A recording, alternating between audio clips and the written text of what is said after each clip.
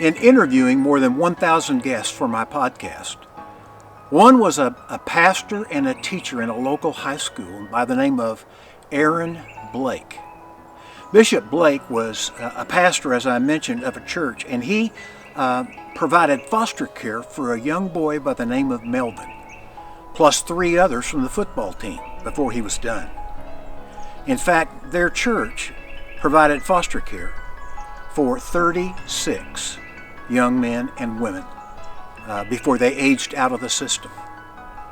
In fact, one of those boys that Bishop Blake provided a foster home for ended up burning Bishop Blake's house down.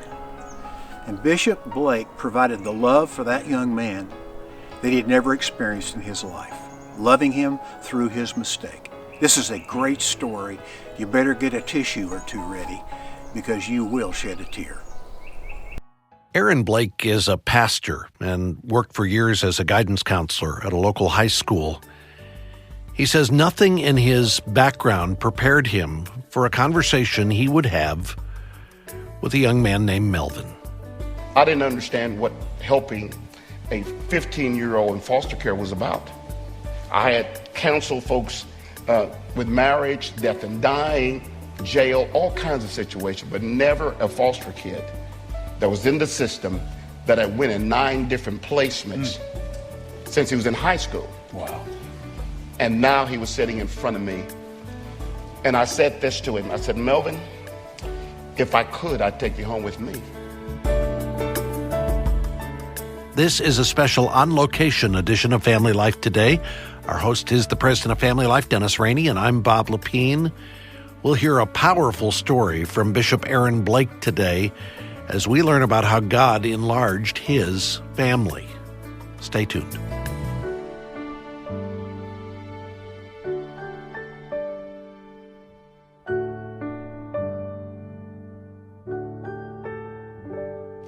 And welcome to Family Life Today. Thanks for joining us. And once again, we've got maybe the world's greatest studio audience joining us here at the Christian Alliance for Orphans Summit. And we're going to talk about something that your heart for this subject has been expanded in a personal way over the last several years. It has. Barbara and I have 6 children, one of whom is adopted. We don't know which one. But our children have picked up the virus, the adoption virus, and we now have 21 grandchildren through biological means, but also adoption. And there's a couple here. My engrafted son, Michael Eskew, and his wife, who is our daughter, Ashley, are here with us, over here all the way to the right. You guys stand up real quickly and wave. They have... They sent me a card the other day that introduces my latest grandson, and it has a picture of their 5 boys welcoming their new little brother. And Ashley and Michael have cared for 21 foster care children over the years and have emptied their county of any waiting children in the foster care system.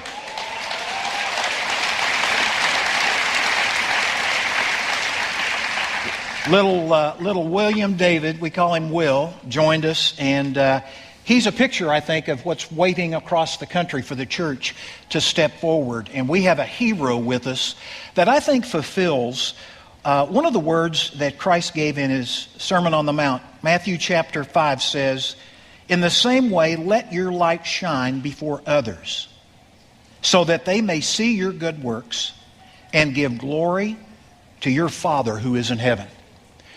You are about to meet a hero who has let his light shine along with his wife Mary of 38 years.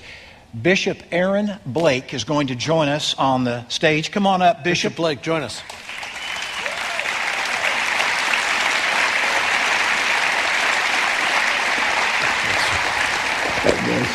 Welcome to the broadcast and our small studio here, okay? He has been a pastor for more than 35 years. He and his wife been married for 38. For a number of years, Bishop, you served as a bivocational pastor, and you were a high school guidance counselor. And that's really where the surgery for your heart began around the subject of foster care. Share how that happened. Well, the school that I was presently serving had a situation where a number of kids came into the school that were in foster care. Many times kids that moved from placement to placement had a situation where they lost credits every placement. So being there as a guidance counselor / social worker, I wanted to find out how we can recover the credits of those kids so that there wouldn't be another setback for them. So I wanted them to send those kids to me, and my journey started when one kid came to me with that problem. That was Melvin who came to you, right? Well, when he came into the office now, he came in the office with a little chip on his shoulder and a little attitude. Yeah. So he came in and sat down in the desk in front of me, and he said, "I don't know who you are, and I don't know what you do, but you can't make me go to class." And I said, "Well, I'm not the principal. I'm not the one that makes you do anything. But when you decide that you want to go to Brownwood High School, let me know." And he sat in front of me. Well, he sat through first period, second period, third period, and then the bell rang for lunch. He said, "Are you going to let me go eat?" And I said, "Man, you don't have any lunch because you're not enrolled." So I thought food would convince him that maybe he needs to get in class. And he said, "Well, we'll just sit here then." And then after the last bell rang, I got hungry. So we went to lunch, and that started the dialogue of who Melvin was.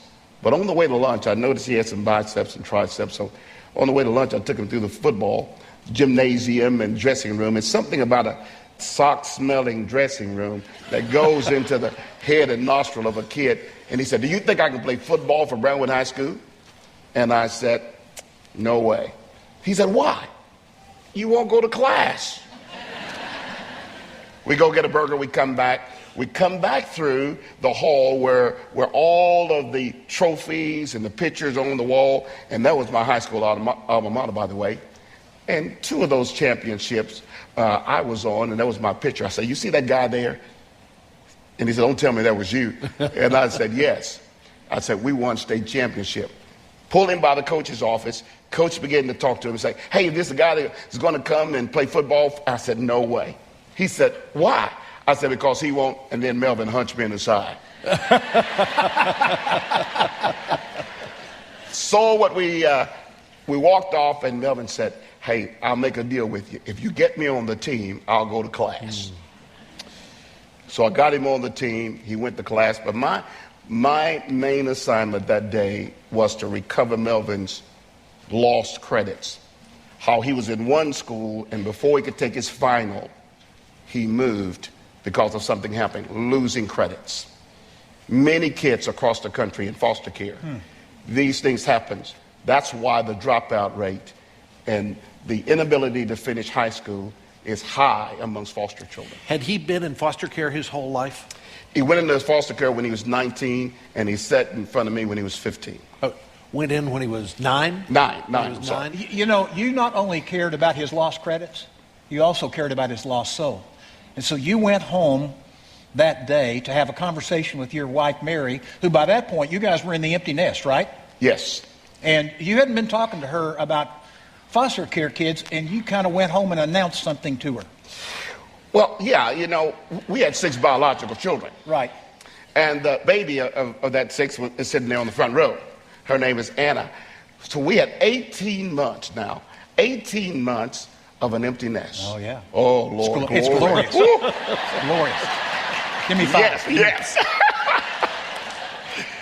So Mary and I had the freedom. Well, I won't go into that. Yeah. But Mary and I, we had an empty nest.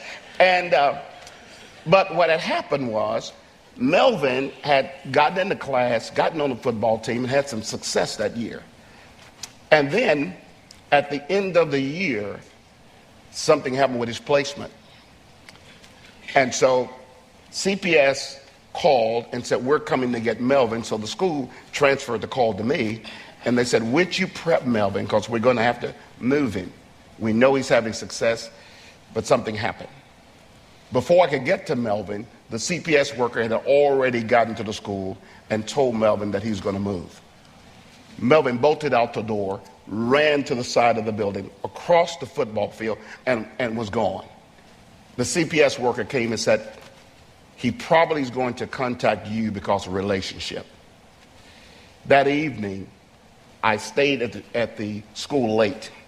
Melvin came into my emergency entry door. Now, there's emergency exits everywhere, all around here. But for some students that needed to see me and not go through bureaucracy, they would come into my emergency entry door. Melvin came in that door. Usually he came in every period because he'd leave his books there, and I became a locker room for him. But he came in and sat in the same chair in front of my desk that he sat in the first day that he came to see me. And he sat in that desk after running, perspiration drenched his body, his clothes, running down his face. I couldn't tell the tears running down his face from the perspiration. We sat what seemed like 15 minutes, but probably only 15 seconds. And finally he squeaked out these words, is the reason why I'm here today. He said, Brother Blake, will you help me? Well, I didn't understand what helping a 15-year-old in foster care was about. I had counseled folks with marriage, death and dying, jail, all kinds of situations, but never a foster kid that was in the system that had went in 9 different placements since he was in high school. Wow. And now he was sitting in front of me. And I said this to him. I said, Melvin, if I could, I'd take you home with me. He said, really? I said, yes. He said, you would take me home with you. I said, in a heartbeat. I said, but CPS is coming and you have to go with them. He said, okay. I said, Melvin, I'm going to call them and they're going to come and you have to go with them, right? He said, okay. I said, they're going to, he said, I got it. I walked him to the curb. He get in the car. They drive away. And I said, man, I'm good. But I wasn't good. I learned 6 months later that Melvin heard something that I didn't think I said, but I understood. Melvin told the caseworker that Brother Blake said that I can come live with him. So they called me and they said, Melvin said that you said he can come live with you. I said, wow. While I had the phone to my ear, I couldn't say no. There was something happening in my spirit, in my heart, that I couldn't say no. At the same time, Mary was in my mind, and I couldn't say yes.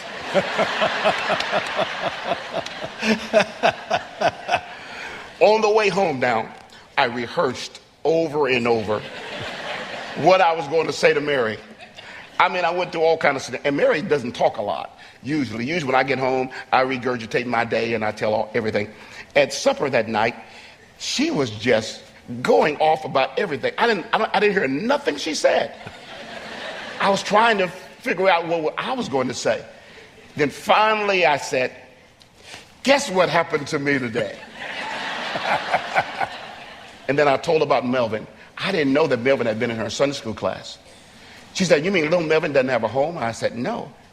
She said, little Melvin that goes to school? And I said, yes. She said, I hope you told him yes. Oh.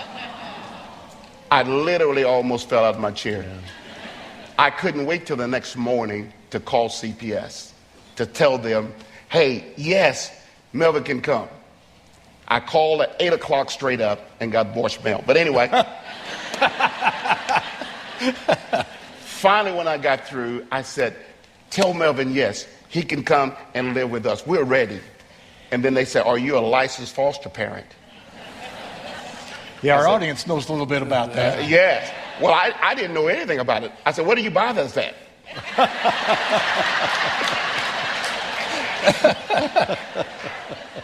Well, we quickly found an agency, went through the process, and Melvin came to live with us. So that's how that story. That was the first of, yeah.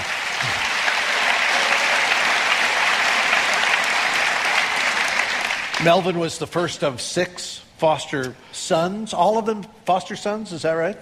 Yes, all of them foster. And let me tell you this story quickly, if I can. Melvin played football. Good running back. The outside tight end was a foster kid. Blew his placement. At practice, Melvin went to him and said, don't worry about it. I know where you can go. That was number 2? That was number 2. Oh, man. But then the outside linebacker blew his placement. Now, you know how many kids are on a football team. Well, I do. So Melvin and Joseph goes and says to Buck, we call him Buck, don't worry about it, guy. We can't lose you. We got to win the playoffs. So he came to live with us. Wow. CPS called and says he has a brother. We love to keep siblings together. And he came to us. 6 boys later, our house was filled up. Man, oh man. Wow. Yes. So did they win the state championship? They won district and went into the playoffs. Yeah. You were a bivocational pastor at that time. As Yes. your church watched you do this, what was the impact on your congregation? Well, CPS would call me, and they would say things like, hey, Pastor Blake, you know you could be a group home and have 12. And I said, yes, and all 12 of us will be on the street because Mary will put us out. But I went to my church, and I stood up one Sunday. Heart was heavy because at that particular time there were 30,000 kids in the system in Texas. And I would get the calls, and I also noticed there were overrepresentation of African American children in disproportionality that was also in the system. So God began to deal with me that Sunday on the ministry of reconciliation. Mm-hmm. And reconciliation without restoration won't work. God has called us, because he's reconciled us by Christ to himself, and given us the ministry of reconciliation. But then I said, God, how can I really preach James 1:27, pure and undefiled religion, without understanding restoration of families and restoration of children? Right. So I stood up that Sunday in front of my congregation, and I said, guys, how many of you here would help me stand up for orphans? And I didn't mean literally stand up, but a lady in the back stood up and said, Pastor, I will. And then another one stood up and said, I will. And another one stood up and said, I will. A year later, 36 kids were in our church because of Stand Up Sunday. That's cool. That's really cool. And from there, I wanted to be personally involved because of my work with the school and seeing the plight of what happens to kids educationally, what plight of kids, what happens through families that are broken. I wanted to be personally involved in not only the adoption part and foster care part of it in our church, but in the day-to-day process, so kids wouldn't be bouncing from home to home and placement to placement and out of their community. So I told the case manager and the case worker that me and my family, Mary, and our church wanted to be personally involved, training that in our church. And so the agency was licensing so many families that they moved into our church. So from then, 10 years until now, the agency offices in our church. Wow. And we are personally involved because we don't want kids bouncing from place to place. And we don't want kids aging out of care without a forever family. Yeah.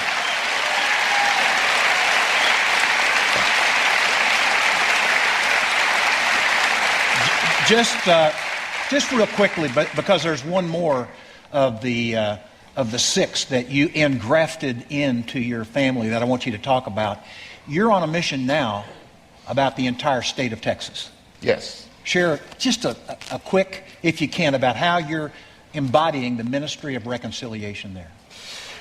Well, the purifying part of James 1:27 that happened to Mary and I is that we wanted to make sure that the body of Christ, across racial lines, across denominational lines, understand that the only way that we're going to really understand as a body of Christ and heal our nation and our children and broken families is reconciliation and restoration. What's happening in Baltimore and what's happening across the country, the church has been absent with foster care and adoption. They've been absent with racial reconciliation, family reconciliation. Yes. And so it's time for the church to stand up I agree. and say, we're the voice. We have the ministry of reconciliation, and we're restoring families. Yeah, I agree. And you and I could fight for the soapbox at this point, because I think this is a huge opportunity for the church. And the 2,500 folks who are here at the Orphan Summit, you are the church. You can take this back to your local church, and we can make a difference in our individual communities. I want you to introduce us to a young man who you engrafted in, one of the 6 foster care boys that you cared for. Mm-hmm. Tell us about Diego. Well, Diego, even when they would be upstairs at our house, and they would be beating, doing all that kind of stuff. What was that? What's that? That was what they were doing when they didn't have all the machines and all the stuff to make the sounds. They were rapping. Okay. So I would say, guys, quit beating and spitting and going on. And so Diego would try to come up with lines and lyrics and all that kind of stuff. And so he started rapping back then. And Diego was at one of our meetings that we were having across the state. And I had never told, because I didn't want our guys to be put on Front Street, about an incident that happened. But Mark had a candle. He put it in the window. They said something else happened. But anyway, Mark's story was he had a candle in the window, and the wind blew in, caught the curtain, went up the wall, and our house burned down. Well, we were having a meeting like this and telling folks that you need to step up and you need to become foster parents and you need to adopt. And then Diego stands up and say, we burnt the house down. A great advertisement for foster care, huh? Yes. But Diego went on to say, he said, I knew that my mom, he didn't call me Pop, and my dad, Pop, really loved us unconditionally the next morning after the fire. That night, early, 4 o'clock in the morning, we went and we went to Walmart and we bought clothes like any family would do if you have something happen. And then we got a hotel, and then we found a place to live. Well, the boys the next morning didn't want to go to school. And I said, what's going on? And they said this. They said, we do not want to go to school and CPS come and pick us up at school and embarrass us. And he told the story. I knew that mom and dad loved me because we had been moved from place to place for stuff less than that. And we knew they loved us. Yeah. So that's Diego. Hey, Pop, That's true. We got a little There's surprise something for the you. audience knows that you don't. Oh my! My goodness! Love you, Pop. I dreamed about this. I love you, Pop. There you go. Boy. Diego, have a seat. Diego, have a seat Wow. right here. Have a seat. So, I dreamed this. I did. He did you dream really? it. I dreamed this He last texted night. me and said, where you at? I texted him and said, "Where are you? You need to be here." He said, "I'm somewhere." Yeah, I was somewhere.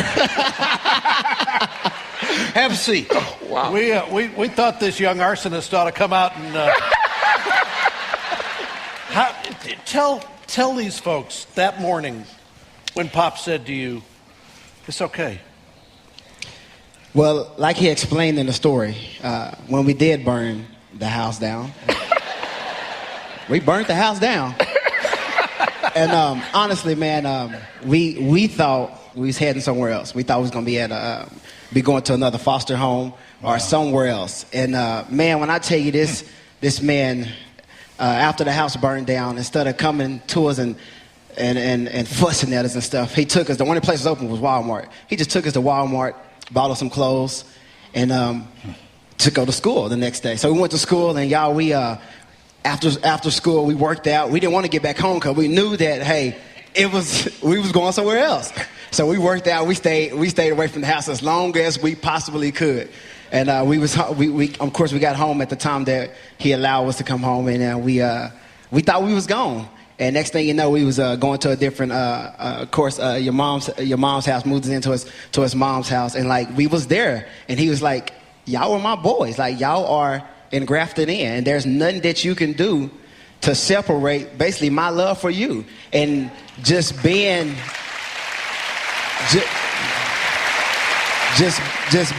six boys that never had the type of love that him and mama showed us, that love, man, that was just so awesome.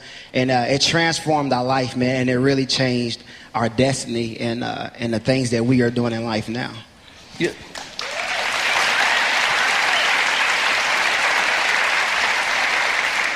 You probably don't know this, but Dennis has a favorite assignment that he likes to give to folks like you that I think you can probably improv this on the spot. You want to give him the assignment? Yeah, you just heard him, without addressing you, break down weeping about his love for you and how proud he is of you and the privilege of loving you. Mm-hmm. You got him face to face. You got a chance to give him a tribute. Would you like to do it? Yeah, I give him a little something. I give him a little something. And so, of course, y'all know about engrafted. And I think you said something about engrafted, your engrafted son. I was listening in the back, and this man, when we first came to his house, he said, "Hey, you're not foster children." He said, "You are engrafted into my home." He said, "I'm your pop, and everything that belongs to me, it now belongs to you." And we took advantage of it too, because we was engrafted in. And he said the same way with the kingdom. Now you're engrafted into the kingdom of God, and everything that belongs to God now belongs to you, Diego. And so, of course, I'm a gospel artist. I do gospel rap, and I wrote a song called, I titled my album Engrafted. And it just reflects the love that he showed us and the love that God is showing me now. And so, man, thank you, Pops. Man, I just love you. Well, we have had the opportunity today to hear a conversation that took place at the recent Christian Alliance for Orphans Summit that was held in Nashville, Tennessee. And for those of you who would be interested in seeing Diego Fuller do a rap song called Engrafted, we've got a link on our website at FamilyLifeToday.com to the music video that he has put together. And you can go to FamilyLifeToday.com, click the link in the upper left-hand corner of the screen that says Go Deeper, and you will see information about the brand new Engrafted music video from Diego Fuller. You can watch him perform his song. There's also information online about the Christian Alliance for Orphans, and if you'd like to find out more about their plans for next year's summit, follow the link on our website at FamilyLifeToday.com to the Christian Alliance for Orphans website, and the information will be there eventually. We also have resources available for those of you who are considering being foster parents or adoptive parents. You're beginning to explore that as a possibility, and you'd like to find out more about the journey of adoption or foster parenting. Look for the resources we have available when you go online at FamilyLifeToday.com and click the link that says Go Deeper. And maybe you're not considering adoption or foster care, but you still have a heart for helping orphans in our world. We've got information about different ways that individuals and churches can be involved in helping address the needs of orphans all around the globe. Again, you'll find all of this when you go to FamilyLifeToday.com and click the link in the upper left-hand corner of the screen that says Go Deeper. Now, the month of August is a significant month for us here at Family Life. It's actually the end of the year for us. We begin our fiscal year September 1st, so we're about to close the books on fiscal 2015 and start a new year, fiscal 2016, in September. And the reason I mention that is because when you get near the end of the fiscal year, one of the things you're always wondering is, are we going to be able to match things up at the end of the year? Will we have the money necessary to cover the budgeted expenses for this ministry? So we're asking you to consider making a year-end financial gift during the month of August to help us finish out our fiscal year in a healthy spot. And that's easy enough to do. You can go online at FamilyLifeToday.com, click the link in the upper right-hand corner of our screen that says I Care, make an online donation that way. Or you can call 1-800-FL-TODAY, make your donation over the phone. Or you can mail a donation to us at Family Life Today at Box 7111, Little Rock, Arkansas, and our zip code is 72223. By the way, when you make a donation right now, we'd like to say thank you by sending you a book from Dennis and Barbara Rainey called Two Hearts Praying as One. It's our thank you gift for your fiscal year-end contribution to this ministry. And if you are making your first donation in 2015, you haven't made a donation yet this year, in addition to the book, we'd like to add a prayer card that will help you know how to pray for one another in your family, especially when you're going through very difficult times as a family. And again, all of that comes with our thanks for your support of this ministry. Now, tomorrow we're going to talk about heading back to school. Barbara Rainey is going to be joining us tomorrow, and we'll tackle some of the issues that families face as they get ready to head back to school. Hope you can join us for that. I want to thank our engineer today, Keith Lynch, along with our entire broadcast production team. On behalf of our host, Dennis Rainey, I'm Bob Lepine. We'll see you back next time for another edition of Family Life Today.